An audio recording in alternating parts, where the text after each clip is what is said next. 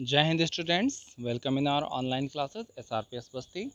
Today we will discuss about the nomenclature, some different kind of organic compounds, okay, different functional groups also and different type of branches also. Suppose if we have this compound that 1, 2, 3, 4, 5, 6, 7, 8, okay, then how many carbon are there? 3, 3, 6 and 7 and 8, then one more 9, okay.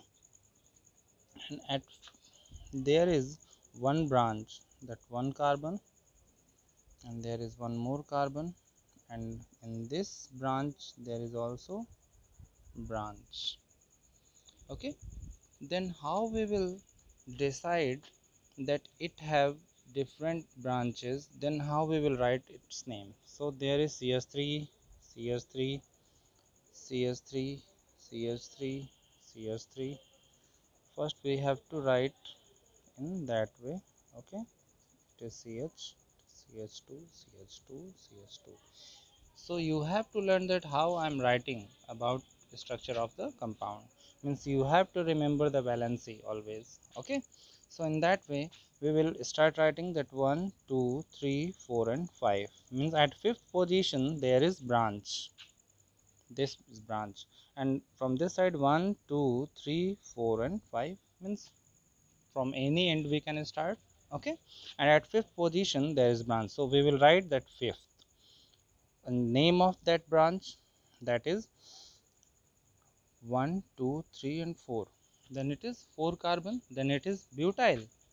What do you think, we should write butyl? No, because normally if it is normal butyl means normal chain, 1, 2, 3, 4 carbon, it's if it is simple, that in that way, like 1, 2, 3, 4, in that way we can write that it is normal butyl, but it is not normal, okay.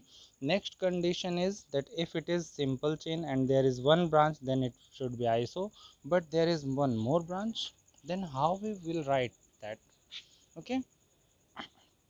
So we will write that at in this branch we will start writing again that 1 and 2, there are 2 carbon at and branch, okay. इस branch के अंदर first carbon पर कितने हैं methyl, 2 methyl group और attach है। So what we will write that first carbon पर 2 methyl attach हैं, तो हम क्या करेंगे कि फिफ्थ पोजीशन पर ब्रांच है तो हम इसे ब्रैकेट में लिख लेंगे, ओके।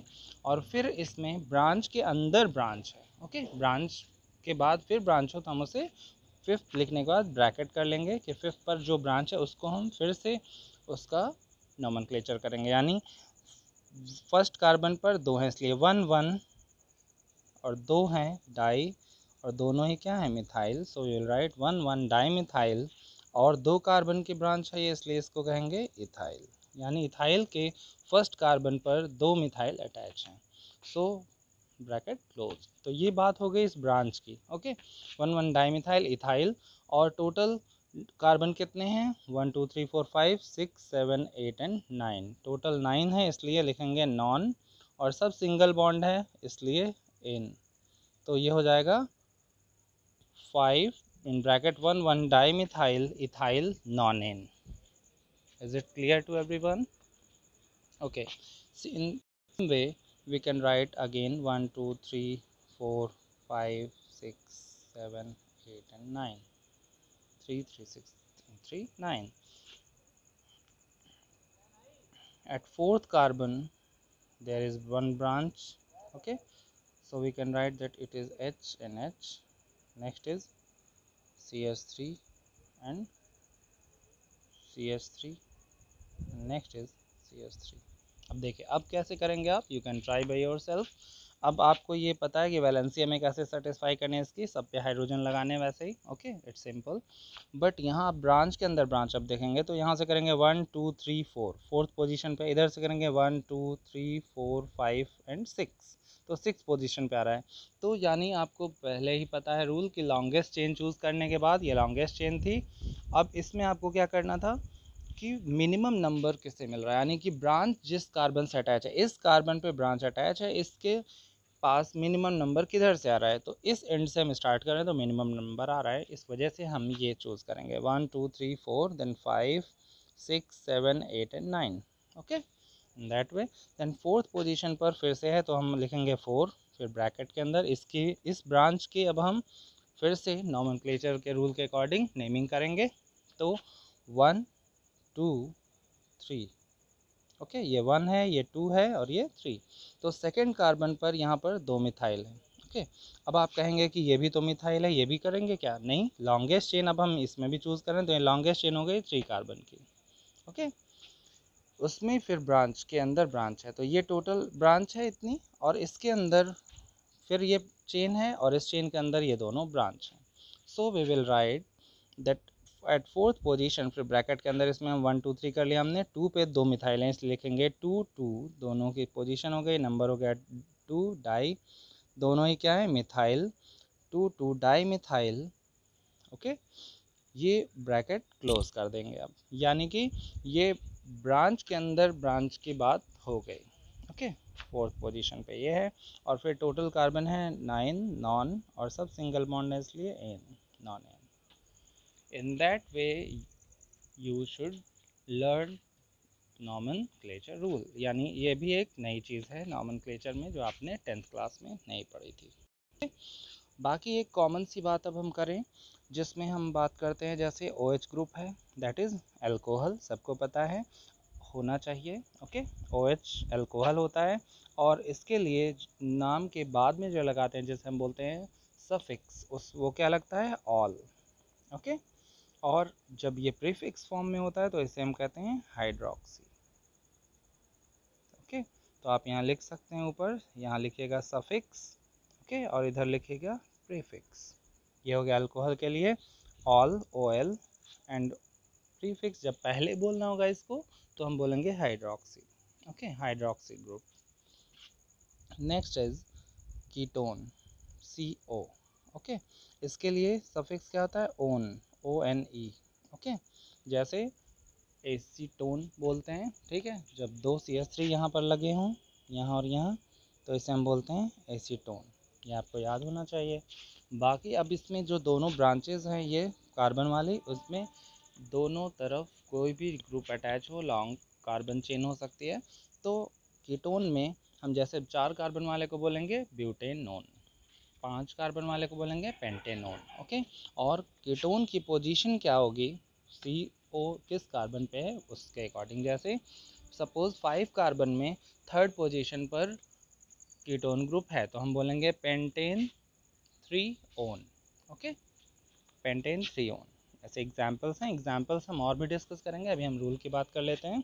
फिर कीटोन के लिए ओन लगता है, और प्रीफिक्स जब इसको बोलना हो तो हम क्या बोलेंगे? ऑक्सो। ओके, ये याद रखिएगा।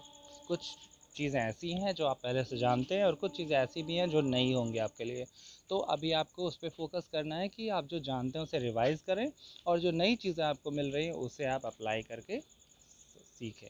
ओके, नेक्स्ट इज़, आप जानते हैं बाकी इसमें कि अगर Cl हो तो क्लोरो होता है, ओके, Br हो तो ब्रोमो होता है, आयोडीन है तो आयोडो होता है, फ्लोरीन है तो फ्लोरो होता है, ये सब आपको पता है। कार्बन कार्बन डबल बॉन्ड हो तो ईन होता है, कार्बन कार्बन ट्रिपल बॉन्ड हो तो आइन होता है। ओके, और CN ग्रुप अगर हो, ऐसे इसकी बॉन्डिंग कर लें, या फिर इसे हम डायरेक्ट ऐसे CN भी बोलते हैं, देखो, ठीक है, ये ग्रुप दोनों एक ही हैं। CN क्या होता है? साइनो भी यूज़ किया जाता है इसके लिए, और वैसे इस ग्रुप को नाइट्राइल बोलते हैं। Okay, nitrile group. Okay students, ऐसे कुछ नाम मैं बता दे रहा हूँ भी, याद रखिएगा, फिर हम धीरे धीरे डिफरेंट फंक्शनल ग्रुप को पढ़ेंगे। जब भी CONH2 हो तो इसको क्या बोलते हैं? अमाइड। अमाइड का स्ट्रक्चर अगर आप देखेंगे तो कार्बन पे डबल बॉन्ड है और NH2। ओके, नेक्स्ट इज, अगर कहीं NH2 ग्रुप अटैच है तो उसे हम बोलते हैं अमाइन। ओके, अमाइन ग्रुप बोलते हैं इसे।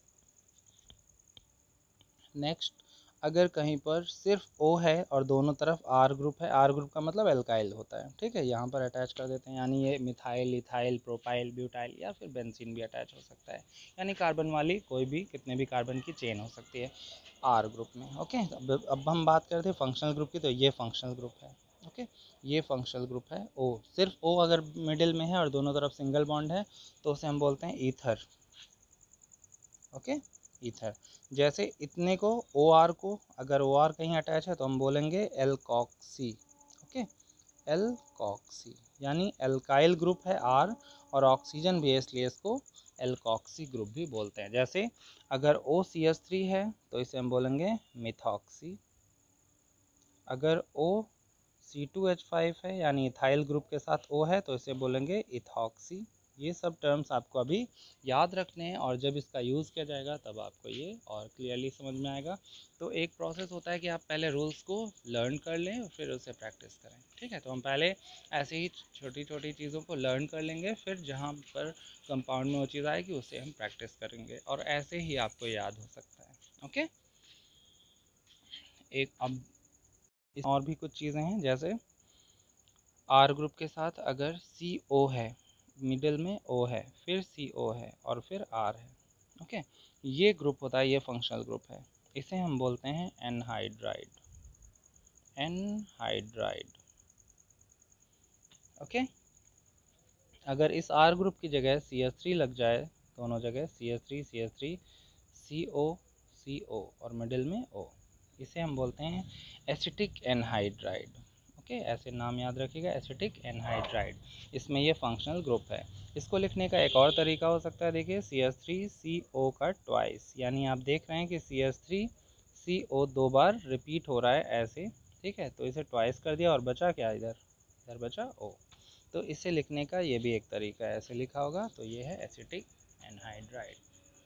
ओके, एक भी चीज़ें जो कॉमन सी हैं वो आप जानते हैं, जैसे COOH ग्रुप क्या होता है, COOR ग्रुप क्या होता है, गेस कर सकते हैं आप। COOH ग्रुप क्या है, carboxylic acid, carboxylic acid, and COOR is ester. Okay, ये आपने पढ़ा होगा 10th में भी। तो कार्बोक्सिलिक एसिड के लिए हम क्या यूज़ करते हैं, सफिक्स ओइक एसिड। ओके, और ये एस्टर के लिए क्या यूज़ करते हैं, O8। ओके, आई थिंक कुछ लोगों को ये चीज़ें याद होंगी और कुछ लोगों को याद करनी है, तो मैं चाहता हूँ कि आप जो लोग जानते थे वो रिवाइज़ कर लें, जो नहीं जानते थे वो अभी याद कर लें, ताकि हम जब प्रैक्टिस करें तो आप सभी लोग एक साथ चलें। ओके, कभी आपके मन में ये चीज़ नहीं आनी चाहिए कि आपको ये चीज़ आती थी अब भूल गया है, अभी याद नहीं है, तो अभी आप याद करके फिर एक साथ सब लोग जब रेस में आएंगे तभी मज़ा आता है पढ़ने में। ओके स्टूडेंट्स, अब आपको कार्बोक्सिलिक एसिड और एस्टर की बात हो गई, अब कीटोन हम कर चुके हैं, एक चीज़ रह गई है एल्डिहाइड। CHO ग्रुप अगर अटैच हो R के साथ तो उसे हम बोलते हैं एल्डिहाइड, और एल्डिहाइड के लिए सफिक्स जो यूज़ होता है वो होता है अल, AL। तो ये कन्फ्यूज़न कभी मत करिएगा कि OL एल्कोहल है और AL अल है, जो कि एल्डिहाइड के लिए यूज़ होता है। एल्डिहाइड का example HCHO, that is formaldehyde, या 1 कार्बन है इसमें इसलिए इसको बोलते हैं मीथेन, ठीक है। और मीथेन में देखिए ई जो होता है, मीथेन पूरा कंप्लीट हो गया, ई हटा के इसके जगह क्या लग जाता है, AL, ये होता है सफिक्स का मतलब, तो इसका नाम हो गया methanal. Okay, next is CH3CHO। देखिए CHO में यहाँ पर R ग्रुप की जगह H लगा था, यहाँ पर CH3 लग गया, तो जनरली यहाँ पर H की जगह कार्बन चेन ही होती है, H भी हो सकता है इन केस। ओके, हमेशा नहीं होता लेकिन इस केस में स्पेशली, और कार्बोक्सिलिक एसिड में भी होता है। अब देखिए यहाँ कितने कार्बन है, टोटल 2 कार्बन, 2 कार्बन को बोलते हैं ईथेन, ठीक है, तो ई हटा दिया, और CHO क्या है, एल्डिहाइड, एल्डिहाइड का सफिक्स क्या है, अल, तो सफिक्स लगा देंगे AL, so its name is ethanal. Okay, इसका दूसरा नाम भी है जो आपको याद रखना है, acetaldehyde. Okay, acetaldehyde, DE last में। और इस मीथेनल का क्या नाम था, मीथेनल का कॉमन नेम था, यहाँ लिख देता हूँ मैं, आपको सब कॉपी में लिखना है और ये याद रखना है नाम। ओके, इसका नाम होता है फॉर्मल्डिहाइड। ओके, फॉर्मल्डिहाइड याद रखिएगा कि फॉर्मल्डिहाइड का सॉल्यूशन जो होता है उसे हम फॉर्मेलिन बोलते हैं। ओके, और फॉर्मेलिन को बायोलॉजिकल स्पेसिमेन को प्रिजर्व करने के लिए उस सॉल्यूशन का यूज़ किया जाता है। जैसे आप जानते हैं बायोलॉजिकल स्पेसिमेन जो म्यूज़ियम में होते हैं या फिर लैब में होते हैं बायो की, जिसमें आप जानते हैं जैसे लेज़र्ड है, फ्रॉग है, ओके, स्नेक हो सकता है, ऐसे एनिमल्स जो होते हैं इस टाइप से छोटे छोटे, उनको हम एक सॉल्यूशन में डिप करके रखते हैं। वो ट्रांसपेरेंट जार होता है, देखा होगा आपने, ऐसा ऐसा जार होता है, उसमें स्लाइड के ऊपर इस तरह से वो टैग होते हैं, ठीक है, उनका नाम भी लिखा होता है उसमें ऊपर से।